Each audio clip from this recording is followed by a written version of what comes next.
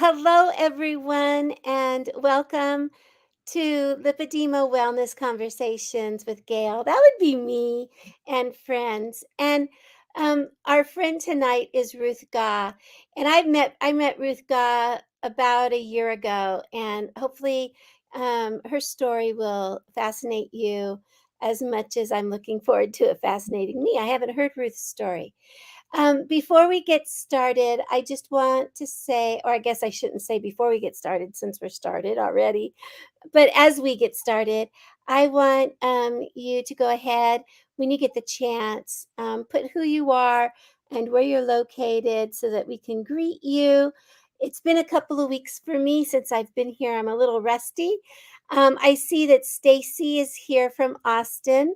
Hi, Stacy. And then, of course, Cindy Lou, who is from California. Hi, Cindy. Kylie's here from Victoria, Australia. Hello, Kylie. It's good to see you. Cheryl's here from Wisconsin, and Bab's here from Pennsylvania. It says Carmel. Oh, it says Bob. um, and I guess it's Carmel from Pennsylvania. So let's see. Oh, look at that. That's better. Okay, so thank you very much for your patience as I either butcher your name or I can't read the small writing. Um, we have someone from Puerto Rico, but who is living in Argentina. So we have people from all around the world coming in to hear what we have to say today and to hear Ruth's story.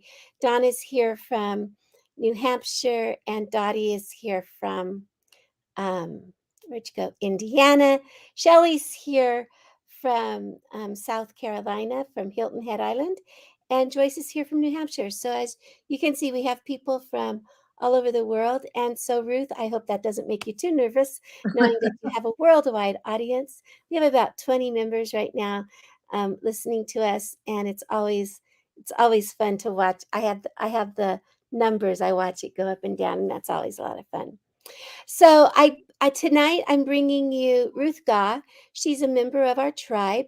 She's a community member. She's been with us for about a year, Ruth, would you say? Um, about a year and a half. About a year and a half. What, just out of curiosity, what prompted you to join the tribe? What did we have an event or um, a tribe Um, opening? What do you remember what it was that prompted you to join the tribe? yeah. Well, I originally found out about like lipedema simplified from Catherine's documentary, and then so somehow I must have gotten wind. I probably signed up with the Facebook group, and then probably went to one of the first webinars. Like whenever probably the first opportunity that you guys provided, after I started following you, since it's only like so many times a year that the tribe opens, probably my first opportunity because I was so gung ho about just wanting to know more and more and more, at the Uh-huh. beginning. Yeah, and that documentary actually is quite amazing because it does raise a lot of questions, and like where do I get information? Where do I get things like that? And I just wanted you to know that I put the name of the documentary that Catherine made several years ago. It's called Lipedema, the disease they call fat. You can find that on YouTube. You can find that on Facebook in our Facebook groups. All you have to do is Google it, and you'll be able to find a link to that documentary. So, Ruth, um, tell me a little bit about yourself, a little bit about your journey, how your life went before you found out you had lipedema, how you found. Anyway, we'll do it one thing at a time. So, give me a little bit of your background. Okay, well, thanks for having me on, Gail. I really, I just love this tribe and this group and all of my, counterparts just so much. It's so good to feel the support. But a lot of what, like, when I feel like I tell my story as I'm, moving along and learning more and more about lipedema, I see that a lot of it I know better in retrospect, because when I was in it, I didn't know really what was going on. But I mean, I basically grew up. With I had like an eating disorder, so I had a lot of just like typical, I guess you call it typical obesity. I mean, not just like so yo-yo dieting and joining all these different diet clubs and losing, gaining, losing, gaining. So I never really, but I always noticed I seemed to carry a lot of weight in my legs, but I just figured that was my lot in life, and I never thought much of it. But it seemed like later, um, probably even more towards when I was approaching menopause, probably. I just noticed my legs were like, okay, this is like more than usual. Because, I used to know the different sizes of my clothes that would fit at certain, phases. But it seemed like the same clothes that used to fit at this particular weight, whatever that was, weren't fitting anymore. And and Right.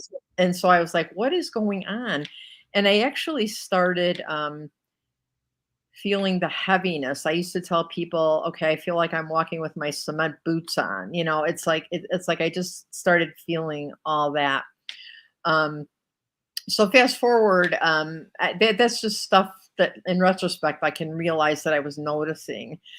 So um, I retired 3 years ago, a little over 3 years ago, like literally a week before the world closed with the pandemic. And at I at that point, I was at my highest weight ever. I was 430 pounds.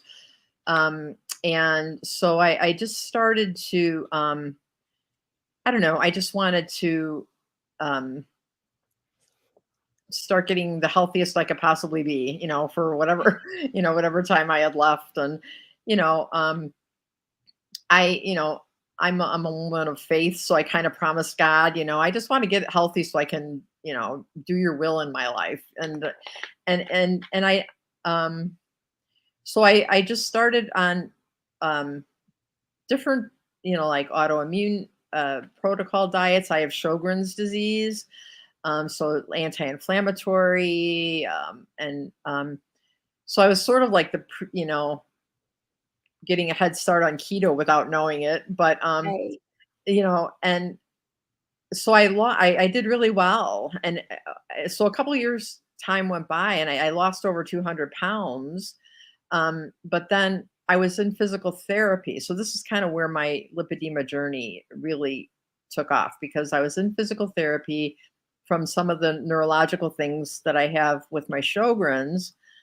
Um, and I was losing weight like right in front of her eyes. And but she noticed my legs. She's like, wait a minute, what's going on with your legs? Because I wasn't losing any weight in the lower half of my body. Oh, right. So that's how well, because I was losing so much weight, it was becoming more obviously lopsided. Like Uh-huh. before, it just kind of all fit together, and it wasn't real obvious that, I just looked all around Right. obese. Well, yeah, when you look at a weight like 400 pounds, there's so much general obesity along with it that you don't see the disproportionate locked in lipidemic fat, Right. right? That's Yeah. exactly it. And so I was like so blessed, because my physical therapist, she was like, you know, just like something's going on. And so she wasn't a lymphatic specialist. So but her one of the people she went to school with, who was in a different unit, like over in the next town, she's like, we got to call Dawn, because some she's a lymphatic therapist. And one thing led to another, and she took pictures of my legs, sent them to Dawn. and I started with her, and it's kind of like the rest was history. I was already starting to learn about manual lymphatic drainage, and I mean, she would pretty much coined it as like stage 2 Oh, wow. lipedema. And I um like I said, I actually kind of figured out that it was lipedema because I was just researching all those symptoms that I was having Mhm. in my legs, and I told my doctor, "I think I have something called lipedema." I had never heard of it before, and so I Right. had kinda coined it, before that. So that's how my journey started, and I was immediately with a lymphatic therapist almost from the start, from when it was, like, discovered, I guess. Right. Right. And so with that lymphatic therapist, because she was the one who said, you know, you've got something going on here that we need to work with. And see, that's the beauty of, to me, that's the beauty of a physical therapist, other than a doctor or some other type of therapist, because doctors will go, yeah, lose weight, right? And these Yes. people aren't in that business of trying to make us lose weight. They're in the business of making sure we have physical health, we have our motion and our ranges of, our mobility and our strength. And so they take a different look at our body. And we see them every week, Right. right? That's right. And yeah, and where doctors we see what one I mean, I see a doctor about once a year, where but we see our therapists much more often, and they can be very helpful and those sorts of things. So Ruth, then when you found out you had lipedema, did you get a a formal diagnosis from someone who actually knows lipedema? Well, the only what you might call formal diagnosis was basically from the physical therapist. My rheumatologist actually kind of jumped on board, um, with because she noticed my legs too, and she actually is the one that's she was ordering all of my physical therapy, and she's been really following me, and it's become part of my official chart, Mhm. you know the the lipedema. um so and then so many people talk about all the different comorbidities that go with lipedema, and I have several of them, but a lot of it is with the Sjogren's too, and they cross over. So all these specialists are, you know, most of them are kind of keeping in their own specialties, but the lipedema is definitely a thread, um, in that. Mhm. So when you think about what to do as far as your own personal treatment plan, what would you call one of your non-negotiables? Something that you always do regardless. My my non-negotiables would be first and foremost compression, and because it makes me stronger. I mean, Mhm. compression gives me more support. It makes me stronger. It helps with my balance. It not only helps with the lipedema, but it helps with mobility too. Uh-huh. And it makes me try and be more mobile, because a couple times I had to go to different doctors and I couldn't have my compression on, and I could definitely feel the difference in walking, and um, and then the second thing is I'm following the ketogenic diet. So I would say those two things are pretty much the things that are non-negotiable for me. Right, right. And I know that for many of us, those are our two most important ways of of self-care, of the treatment of this, because other than going and getting help, these are the things that we can do each day for ourselves, Mhm. right? And Yes. so, yeah, and I know that you said you started with a autoimmune um, eating for your autoimmune, Mhm. and so anti-inflammatory or lower inflammatory ways of eating, and that's something that um, the ketogenic way of eating, especially the way that we teach it, which is all whole foods and things like that, is anti-inflammatory. And so a lot of people do find that as they continue on their journey, they tighten things up and they feel better. So when you started, see, and this is what's crazy. It's hard to differentiate. When you started at your highest weight, were you in pain? Oh, yeah, definitely, Yeah. definitely. And I would say that, like I said, some of this I can see in retrospect. I was getting very scared because I was almost immobile. I mean, not totally, but I b basically wasn't going anywhere. I mean, um, I never well, number 1, because of the pain and because of my size, I was limited, places I could go. I was always trying to figure out, you know, I was declining a lot of invitations, let's put it that way. I mean, I right. just basically didn't go anywhere. When I was still working, I mean, I went to work. I had, I was behind a desk, so that was helpful. But I I was if I hadn't uh had that turn of having the weight loss along with discovering my lipedema, I would likely be totally immobile right now. Yeah. So you were self-isolating, Yes.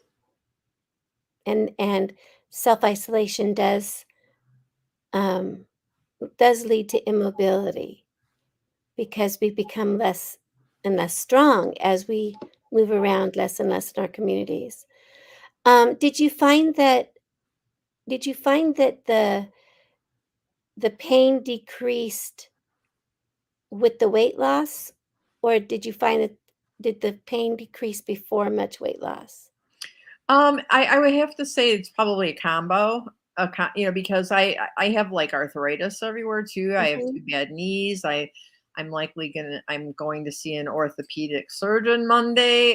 So I don't know if I'm gonna need knee replacement. So I mean, I have other like painful things going on besides the lipedema. Um, so that certainly didn't help either, especially at that weight. I mean, having bad knees, um, the weight. So I guess in answer to your question, the weight loss helped the pain all around. Um, and like you said, it's like a vicious circle. When you isolate, you're not moving, and then when you're not moving, you become like a self-fulfilled prophecy. You're like, you're immobile because you're not moving, versus the other way around. Yeah. Yeah, and I know that for me, I discovered that when I looked back on things, I discovered that after 10 pounds of weight loss, my legs already just had stopped hurting. And but yeah, I didn't connect it until later when I was like, "Oh, my legs don't hurt like they did anymore." Right? So I guess that's one of the questions I ask. Was it the dietary, the nutrition changes that I guess it just snowballed. Right, right. And like I would say, so with that being said, like at my very highest and at my worst, I was like to the point where, I mean, if anybody brushed past my leg, I mean, it was like just touched the surface of of my thigh or my skin or whatever. I mean, I was like, and that was scary too. I was like, what is going on? I mean, and that's what made me think more that there's more to this than just having an eating disorder and being overweight. There's more Right, to this. And again, in retrospect, I'm like, so many things make sense. So many things right. make sense. Yeah. And so we here in the tribe, we do give a lot of support, a lot of education, and that sort of thing. And one of the things that we always are doing is we always are answering questions. And so and we have a question here, and I want to touch on it. It's a direct question from Kylie. Kylie says, may I ask, please, did you or do you have any food intolerances? I do. I kind of discovered along the way that I can't, for sure, can't eat soy products. And there's some like nuts that I can't eat. I so far haven't decided if I have a dairy intolerance. Maybe it's because I'm unwilling to give it up or something. Um, but I'm guessing I probably don't. But that I would say so far the two that I have narrowed down, and actually gluten too, intolerance. And so and so we often talk about gluten intolerance, and we discover that when we give up grain, because that's one of the things as we go more toward the low carb, more ketogenic way of eating, that we give up our grains. And then if those grains sneak back in, we have issues. And I think that's one of the things that a lot of people think it's a gluten intolerance, Right. you I see know. what you're saying. Hmm. Um, or is it a grain intolerance? I mean, because there are so many grains, right? And yet, um, I've discovered for me, corn does a number on me, and I don't mean just like corn on the cob. I mean like corn as a grain product, right? And those are my downfall. I go someplace and I have corn chips, tortilla chips, and those are my downfall, and they're hard, and I give myself permission to eat them, and then I pay the price for a few days afterward because I swell up, right? Um, and so and so I guess that's one of the things that I wonder if it's just gluten or if it's certain grains. And Kylie says yes, gluten and corn for her, um, and some nuts. It seems like it's really quite common. So, I've read, but you said soy also. Yeah.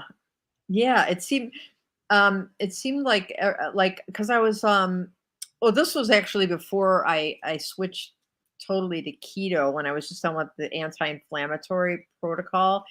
I was like eating like, edamame and different things with soy, and I just found myself like actually almost being like allergic to it, in the sense that you picture an allergy, like I itching, and like and I narrowed it down to soy when I stopped eating edamame. um you know I was so happy I found roasted edamame. It was something I could enjoy. I could enjoy. But And that's the thing. I mean, I remember when I first ate edamame, and I was like, "Oh, this is a wonderful thing," right? Because, it's high in protein, and it's everything that they told us we could eat, and then it's like, "Oh, wait a minute." Yeah, no thanks. It hurts us. yeah, I I mean, I was being good with it. I was weighing, measuring it, and putting it in little snack bags, and I was really, doing it right, and then discovered, uh-oh, I can't eat this anymore. so that sounds to me like, as a person who deals with, um what would I call it? A tumultuous relationship with food, you know? We call it a lot of times we call them eating disorders and things like that. We've spent our lives obsessed with weighing and measuring every little thing into every little pouch, right? So that we don't overdo anything. Has that changed? Has your life changed now? Or do you still weigh and measure everything? Well, it's actually kind of recently. Until recently, I was still doing that only because I mean, I've heard people talk about this. I was maybe one of the few that actually felt freer by weighing and measuring. It wasn't like confining or like, I have to do it. Because I felt like when I did that, then I knew exactly, you know, if I weighed and measured it, I could like eat it all, like, because I weighed and measured it. I Oh, mean, it I took was, it took some of Catherine. the responsibility of stopping away. Yeah, Okay. yeah, Yeah, yeah, like look at eating that. like individual snack bags of things instead of having the whole bag in front of you, like Catherine has talked about, her stint with, like, Overeaters Anonymous throughout the years and just, like, I told her, I said, actually back in the 80s when she was first on it, I was too. I mean, I went to a 12-step program for years and years, but then I ended up leaving and gaining it all back, so I haven't been able to maintain, but it's kind of cute, I realized that, they had a World Service Convention back in the 80s in Boston. So we were both at the same, we were both at the same place, so it's kind of Right. one of those small world things. But, I, so, I truly, um, did develop that eating disorder when I was young. And so that seems to have, um, subsided, because it's like, um, this whole different way of uh, eating keto. And I, I I haven't been perfect at it, and that gets kind of depressing at times. And that presentation, Siobhan made a presentation Monday just talking about like gentle food, gentle nutrition. And you know when I stop being so hard on myself, I do a lot better. Right. Yeah. I know that, like you say, Siobhan gave that presentation, and she talks about giving yourself a lot of grace and just taking a step back. And I love how she always talks about this kind of being um, an experiment, right? With well, how does this affect me? Not Not the experiment of how much did I eat and what can I eat and why can't I eat it and all that stuff. So it breaks the diet mentality Hmm. that I would have to say probably almost all of us in our generation has lived with since, like you say, the 80s, the 70s. I started dieting when I was 11. So that was 1971, right? And I look at this and I think, wow, I've been dieting. I dieted. I can't say I have been dieting for 52 years because I stopped dieting when I started eating the ketogenic way. It really, truly was no longer, these are the foods you can have. Because I don't do the, oh, how many grams of carbs and what percentage. I don't do all the percentages. I just go, these are the healthy foods that make my body feel healthy. That's how I do keto. Hmm.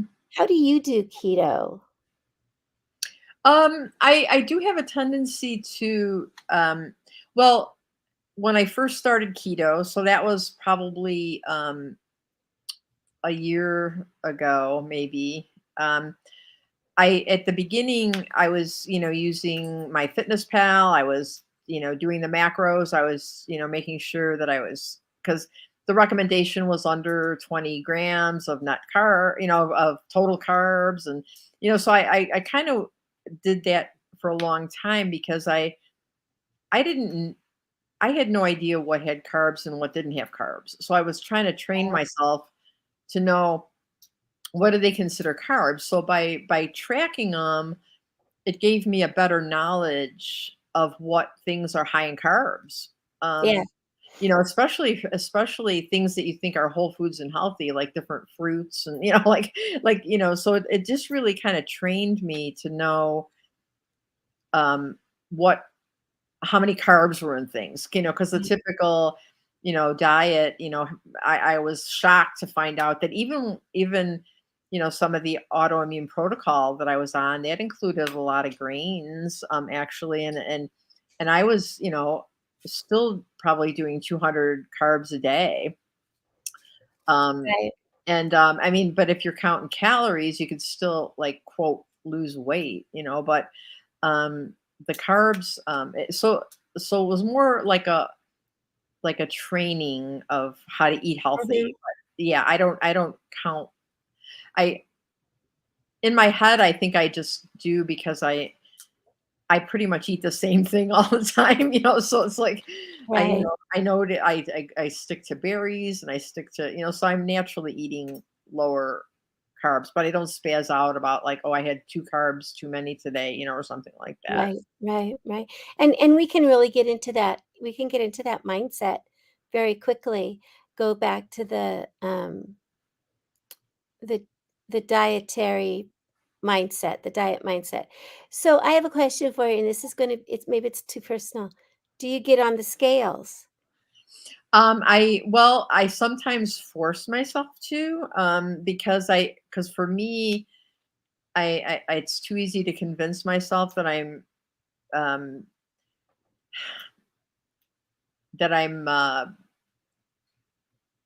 I don't know, maybe the word is overeating. So I sometimes I don't I'm not like obsessed with the scale, but every once in a while I feel like it's kind of a um for me a checkpoint or something. Mhm. And do you find so you use it as a checkpoint, and then do you find that you respond to that in a particular way? I mean, That's a really good question.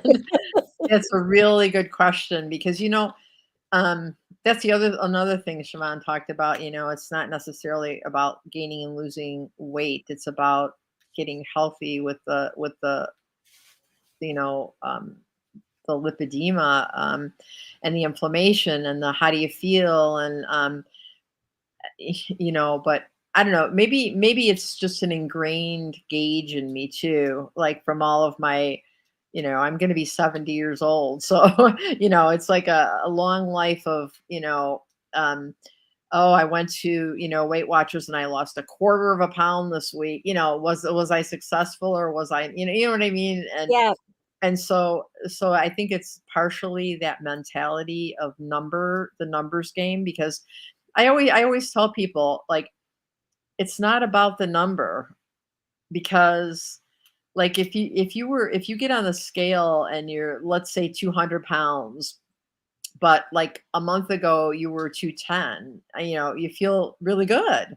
right, Or if you get on the scale and you're 200 pounds and a month ago you were 190, you feel horrible. right, So it's not about the number, um, right. that messes with the mentality, but um, when Siobhan talked about that too, I maybe that's part of the entanglement in my brain that I gotta step away from, is being obsessed with, okay, did I lose any more weight this week, or did I, because what I found was, even when I was tracking, when I was like being perfect, and there were some weeks when I gained, Right, because I was either the lipedema was swelling up, or even my Sjogren's was flaring up, right. or there were some weeks when, you know, I lost a whole bunch, and didn't feel like I was doing anything. So I guess, it's a good topic for you to have brought up, because now you've made me think. Right. Well, one of the reasons I ask is because we get an a a comment once in a while on Facebook, and this person will have been working for keto, for to get into ketosis, and work, and like, I'm not going into ketosis. I'm not, I've lost weight. I feel better, but I'm not getting into ketosis. And so they're chasing a particular number with ketones, right? And then there's others who'll say, I've been in ketosis for, so many months or whatever, and I'm not losing any weight. What am I doing wrong? Yeah. Yeah, and so we have, and I think it's societal. We have this push that if things aren't working with our numbers in a particular way, we're doing something wrong, and we blame ourselves.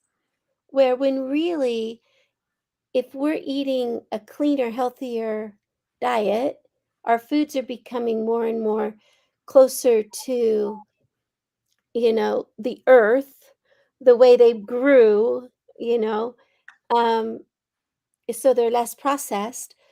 Our bodies are getting healthier, and but we might not feel them getting healthier because we might not have felt them getting sicker. You know what I mean? Mhm. So, because it's a slow process. I mean, our cells have to, if we think about our skin replaces itself every so many months. Like 10% of our skin is new every 3 months or something like that. Well, how long is it going to take for us to have fresh, glowing skin, right? It's going to take a year.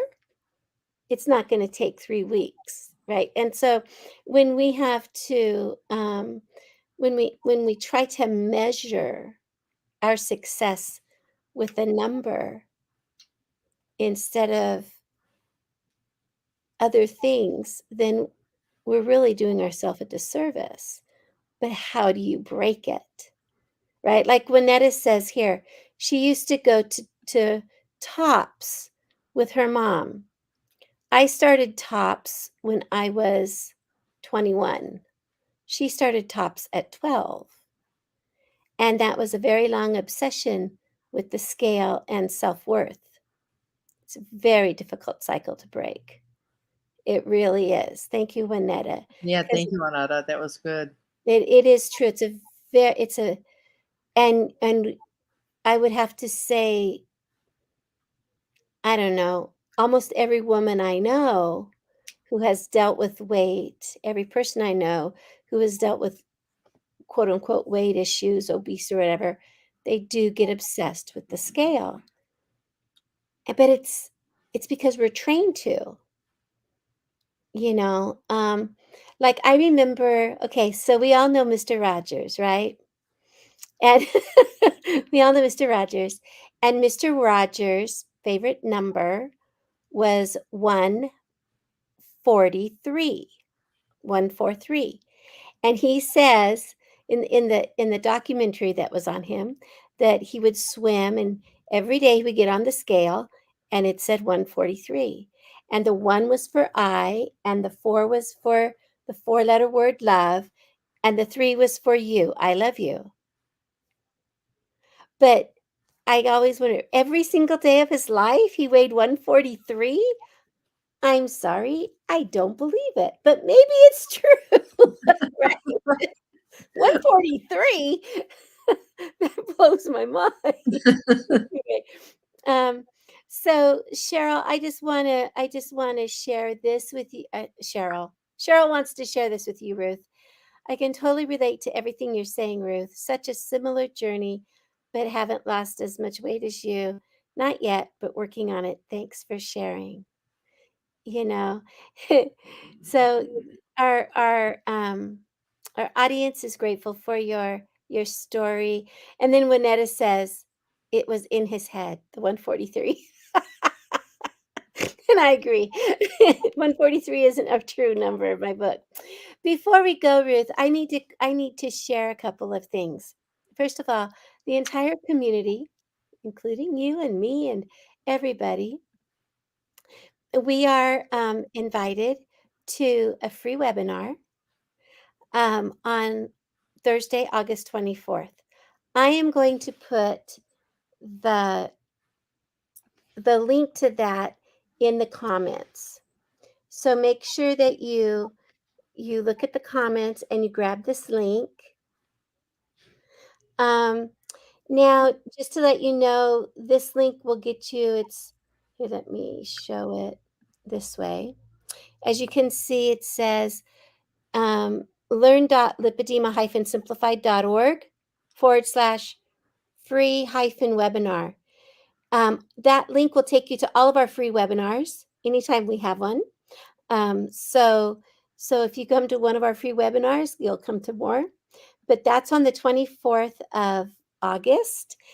And the guests are going to be, the webinar facilitators are going to be Catherine Seo and Lisa Drure. She is our director of management director. What is she called? Anyway, she's joined our team to work side by side with Catherine and help with things. And she's fascinating. Some of you have already heard Lisa's stories.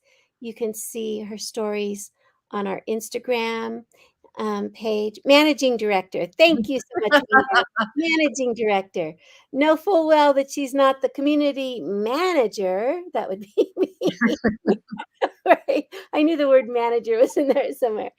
But anyways, the managing director, and she's fascinating. She's She's great. she is. She's working side by side with Catherine. She works with Dr. Carmody. She's quite amazing, and her story is phenomenal. I'm hoping to have her on here soon. As soon as she has a free moment, we'll get to talk to her here too. The other thing that I want to let the community know about is our upcoming, what we call Heart to Heart event. Have you gone to any of our Heart to Heart events? Yes, absolutely. And what would you say about a Heart to Heart event, Ruth? Oh my gosh. Heart to Heart was a good name to start calling it because it's just so encompassing of so many topics and it's just exciting and just just seeing all the people and there's something for everyone. There's something for everyone. Right. When we started this, because we started this last year, when we started with the Heart to Heart, we decided we wanted to have an event, not a symposium, right? We've had symposiums, several years worth of symposiums. We wanted something else. And we started holding all of our events, all of our webinars, everything in meeting form rather than in, here's a presentation, you can listen to it, right? So it became really personal. And we did that last year when we did our boot camp. We started holding it in meeting form. And that's how the Heart to Heart got developed. Now, Lisa Drury was a person in the event that Catherine and I went to when we first started learning how to run these events.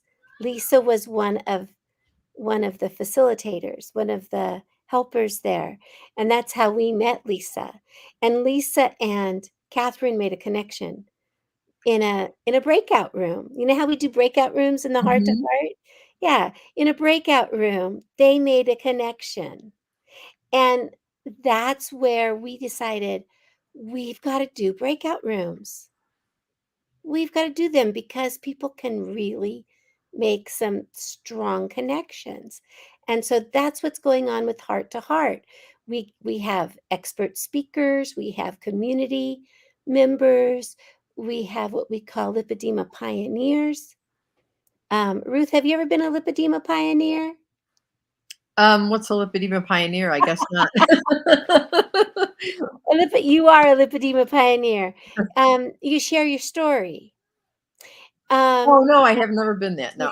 you haven't done that yet on one of our heart to hearts, but we do have our what we call our lipedema pioneers, our patient panels, and those sorts of things. And they're people. Fiona O'Brien is a lipedema pioneer. She runs her own lipedema talks where she is out in New Zealand. Um, but but these are women who are promoting lipedema care and lipedema awareness. And so, we have a wide range of people who are going to be at the heart to heart. Um, and as members of the community come in, you get to interact with each other. You get to that's what I love about Ruth. Ruth and I interact with each other. We get to talk to each other face to face, well, as close as we can. Um, and we learn a lot about what we need to do. So, our heart to heart is October 27th, 28th, and 29th. I am going to put in the comments how to register for that. And Cindy Lou on this says, I love this. I love how the heart to heart allowed us to get to form a closer bond with each other. Love the breakout rooms. And I'll tell you, when when I say, "Okay, girls, okay, people, we're going to go to the breakout rooms," I watch I watch the participant, we have a ticker that tells us how many people are participating. Like right now, we have 29 people on this call, and I watch that ticker drop by like 20%. People are going to breakout rooms, people go, "Ah!" and they run away. I would have done that too the first the first few months, but once you give it a try, it's quite amazing. I've made So, some contacts. I've made some contacts in breakout rooms and collected, phone numbers and emails, and, yeah, they need to be longer. yeah, yeah, in fact, that's what Cindy says. Cindy says, "We always run out of time," which is true. I'm given, um, 12 minutes, and I always "Shh, don't tell Catherine." Um, I always push it to, like, 13 or 14 because I know everybody's in there talking, right?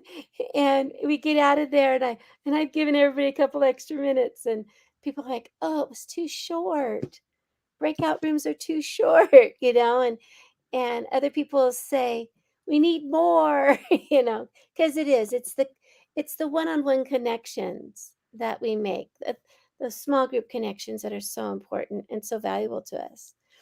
And so I am going to ask you as we finish up here, Ruth. And I don't know if I told you that this comes with being on my show. So it's going to be a surprise. But Ruth, if there is one message that you would want just echoed around the world, anything straight from your heart to our community's heart, what would that be? Wow, wow. Um, I would say, that you're not alone.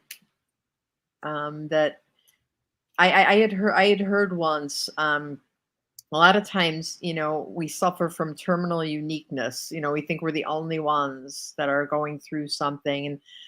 And somebody said once, if there's a name for it, somebody else has gone through it. So, um, just know that you're not alone, and that we all have the same thoughts and the same, experiences, and, there's always somebody to reach out to, especially if you join the tribe. Yeah.